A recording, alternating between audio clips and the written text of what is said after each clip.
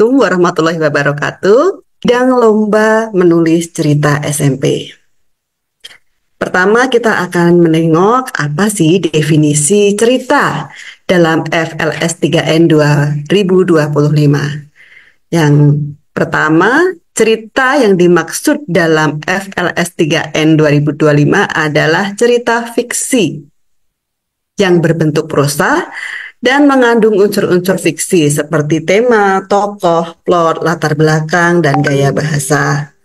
Untuk sumber cerita atau sumber ide cerita ini dapat berasal dari manapun, dari imajinasi, dari referensi atau bacaan ya, film misalnya, juga dari pengamatan, pengalaman pribadi maupun pengalaman orang lain. Berikutnya. Nah, mohon disimak ini untuk tema tingkat kabupaten atau kota.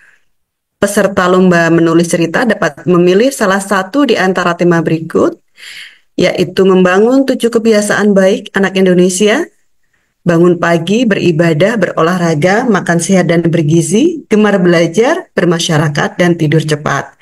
Boleh dipilih salah satu kebiasaan ini, boleh dipilih 2 atau 3. Misalnya, saya ingin menulis soal membangun kebiasaan baik, bangun pagi dan beribadah, silahkan. Tapi pilih 1 juga boleh, ya. Tema kedua adalah bumi yang asyik, dan tema ketiga adalah petualangan tak terlupakan. Ini juga boleh dipilih salah satu saja, mau digabungkan pun juga tidak apa-apa. Selanjutnya, nah ini aturan dan formatnya. Panjang cerita 500 hingga 1.700 kata. Karya dibuat murni oleh peserta tanpa bantuan orang lain. Tidak dibuat dengan AI atau akal imitasi. Bukan merupakan karya plagiat. Genrenya bebas, boleh fantasi, boleh thriller, boleh horor, boleh komedi, boleh pop. Silahkan saja mana yang dianggap cocok untuk peserta. Kemudian tidak mengandung sara, kekerasan, dan ujaran kebencian. Untuk aturan mendetail penulisan cerita, silahkan Bapak Ibu simak dalam panduan. Mohon ikuti saja semua aturan dan format tersebut ya. Format ini meliputi misalnya jenis huruf atau ukurannya berapa, itu sudah ada semuanya dalam panduan. Berikutnya. Nah, kemudian setelah lomba penyisihan tingkat kabupaten kota, maka akan dipilih satu peserta terbaik di tingkat kabupaten kota yang berhak lolos ke tingkat nasional. Berikutnya. Nah, tingkat nasional ini nanti akan terdiri dari 2 tahap, yaitu tahap penyisihan dan final. Dalam babak penyisihan akan dipilih 38 peserta yang masing-masing merupakan peserta terbaik dari setiap provinsi dan nantinya akan lolos ke babak final. Selanjutnya. Nah, ini pelaksanaan FLS 3N tingkat nasional. Ya, dalam babak final peserta akan berkompetisi secara daring dan serempak. Jadi nulisnya itu live di waktu yang sama atau bersamaan. Setiap peserta wajib menggunakan gawai elektronik. Sebelum lomba final akan diadakan pembekalan teknis menyangkut pelaksanaan lomba dan ketentuan karya. Tema cerita untuk babak final akan diumumkan sesaat sebelum lomba. Peserta harus menulis di dalam ruangan. Peserta diwajibkan menggunakan 2 gawai, 1 gawai untuk menulis, dan 1 lagi untuk login ke ruang Zoom meeting dan berbagi video selama lomba. Selanjutnya. Ini contoh pemasangan gawainya. Jadi kira-kira seperti ini. Peserta akan menulis di laptop atau komputer. Kemudian ada HP misalnya ya, digunakan untuk merekam video dan berbagi video lewat Zoom. Ya, intinya adalah kamera ini menyorot aktivitas siswa dengan jelas. Layar juga bisa dilihat. Ya, silahkan nanti dipersiapkan dengan baik. Kalau perlu dicoba sebelumnya. Berikutnya, peserta wajib memastikan dan meyakinkan juri bahwa dia tidak dibantu dalam proses penulisan. Peserta boleh meminta bantuan pendamping apabila mengalami gangguan teknis. Jadi di sini bantuan diperbolehkan selama menyangkut masalah teknis. Misalnya, ini kok kesulitan untuk nge-save gitu ya. Oh, tiba-tiba kok sinyalnya buruk, itu boleh dibantu. Tetapi proses penulisannya harus murni dilakukan oleh peserta itu sendiri. Kemudian lomba akan berlangsung selama 4 jam. Peserta boleh membuka mesin pencari, boleh membuka buku, boleh membuka kamus juga untuk mendukung data tulisan, tetapi tidak boleh menggunakan aplikasi percakapan dan AI. Ya. Selanjutnya,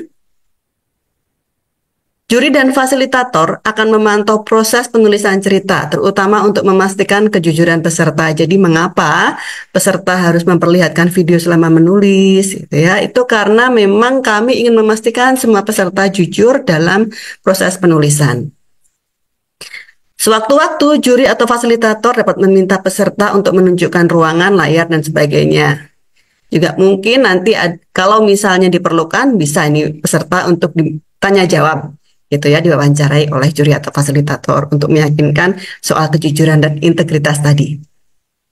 Kemudian karya harus dikumpulkan dalam tenggat waktu yang ditentukan melalui email yang disediakan dengan judul file sebagai berikut: nama peserta, sekolah, provinsi. Selanjutnya, nah ini penilaian karya. Yang dinilai adalah otentisitas ide cerita, ini bobotnya 35%, ini yang paling besar. Otentisitas ide cerita ini menggambarkan keunikan ide cerita. Kemudian yang kedua, kreativitas pengolahan cerita, yaitu kemampuan mengolah tema menjadi cerita yang memikat dan berkesan, bobotnya 25%. Penggunaan bahasa Indonesia, bobotnya 20%, ini menyangkut keselarasan bahasa sebagai media ekspresi, termasuk diksi, tata kalimat, ejaan, dan tanda baca. Pesan moral bobotnya 20%, ini adalah kemampuan untuk menyampaikan pesan cerita secara menggugah. Tetapi nanti peserta tidak perlu ya di akhir tulisan menyampaikan pesan moral dari tulisan ini adalah tidak perlu. Peserta juga tidak perlu menyertakan ilustrasi untuk sampul atau ilustrasi cerita, itu tidak perlu, cukup tulisan saja. Berikutnya, ini sanksi.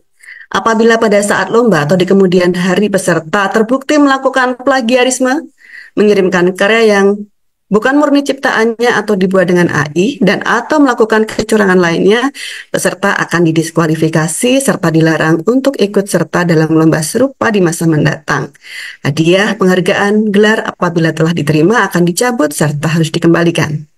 Sementara pelanggaran ringan terhadap aturan teknis penulisan dan pengiriman karya dapat berakibat pada pengurangan nilai dan atau diskualifikasi. Demikian Bapak Ibu, semoga cukup jelas pemaparan saya.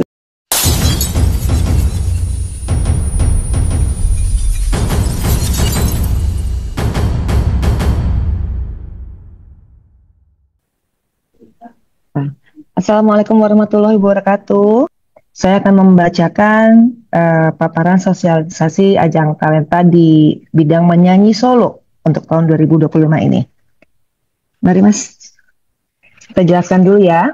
Menyanyi solo adalah menyanyi seorang diri dengan teknik yang baik dengan tujuan menginterpretasikan lagu yang dinyanyikan. Lomba menyanyi solo ini adalah ajang lomba untuk mengasah dan menyalurkan bakat dalam seni olah vokal, di mana dalam ajang ini diharapkan peserta didik dapat mengasah kemampuannya dan juga mengembangkan rasa percaya diri, jiwa besar, dan juga sportivitas. Persyaratan dan keikutsertaan atau kriteria peserta tadi sudah dijelaskan di bab kepesertaan. Mari lanjut. Nomor 3. Persyaratan dan materi lomba seleksi tingkat penyisihan dilakukan secara daring, diikuti oleh seluruh juara terpilih dari masing-masing kabupaten atau kota, juga sekolah Indonesia luar negeri yang sudah terdaftar. Setiap peserta menyanyikan satu lagu bebas berbahasa Indonesia dari daftar lagu yang sudah disediakan panitia. Jadi nanti akan ada daftar lagu yang sudah disediakan, harus dari daftar tersebut ya Bapak Ibu sekalian. Hasil rekaman peserta dikirim dan diunggah ke link yang sudah diberikan oleh panitia. Lalu nanti akan dipilih satu pemenang dari masing-masing provinsi untuk maju ke babak selanjutnya atau tingkat nasional. Lanjut. Nomor 4. Persyaratan dan materi lomba seleksi tingkat nasional. Babak final ini dilakukan secara daring, diikuti oleh para peserta yang merupakan pemenang dari babak penyisihan tingkat provinsi. Peserta kali ini akan menyanyikan 2 buah lagu bebas dari daftar yang sudah disediakan panitia, yaitu 1 lagu berbahasa Indonesia. Lagu ini harus berbeda dari lagu yang dibawakan di babak sebelumnya. Dan 1 lagi lagu pilihan berbahasa Inggris juga dari daftar yang sudah disediakan oleh panitia. Jadi ingat, daftarnya sudah ada, lagu-lagunya hanya itu ya Bapak Ibu sekalian ya. Hasil rekaman peserta diunggah ke link yang sudah diberikan oleh panitia.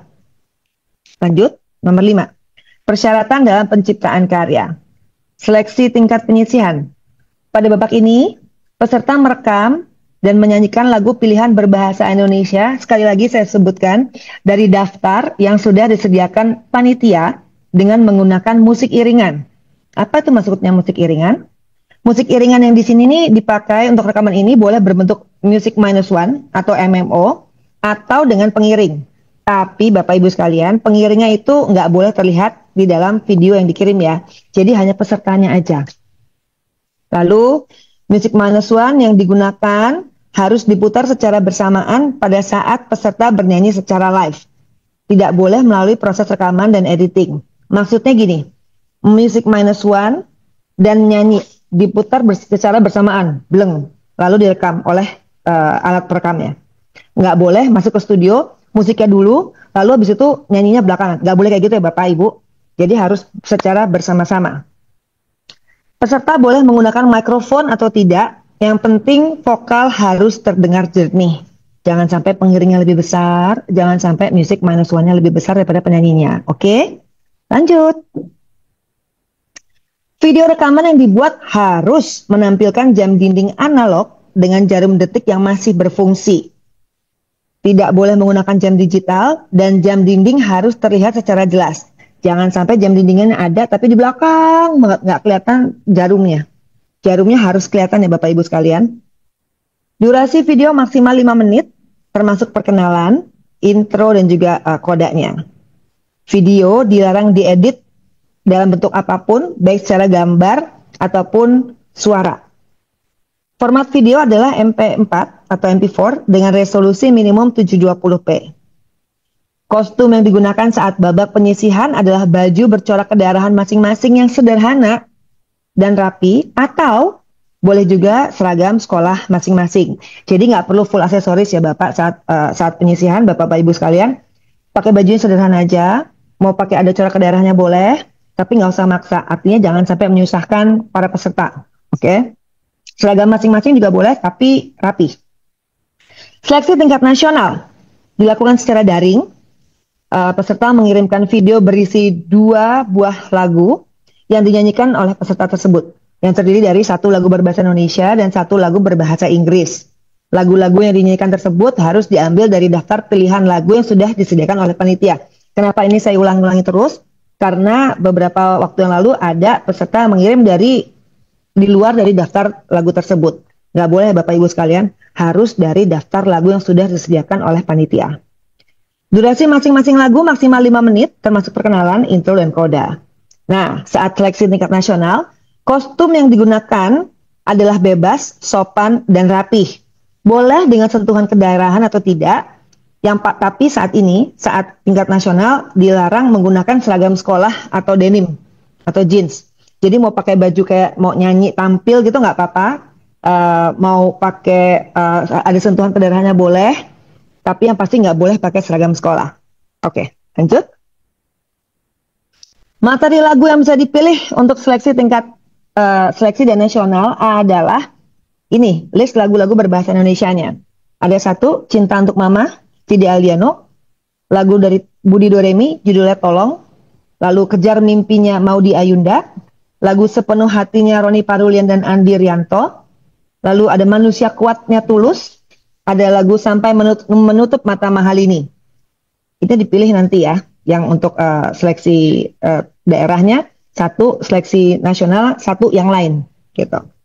Lalu lagu berbahasa Inggris, lanjut Mas. Untuk final, ini khusus buat final. Satu, ada Viva La Vida dari Coldplay, lalu Popular dari Ariana Grande, lalu Can't Stop the Feeling dari Justin Timberlake, Don't You Worry About a Thing dari Tori Kelly, lalu ada Roar dari Katy Perry. Itu lagunya, yang bahasa Inggris untuk final. Indikator penilaian pada seleksi tingkat wilayah dan nasional.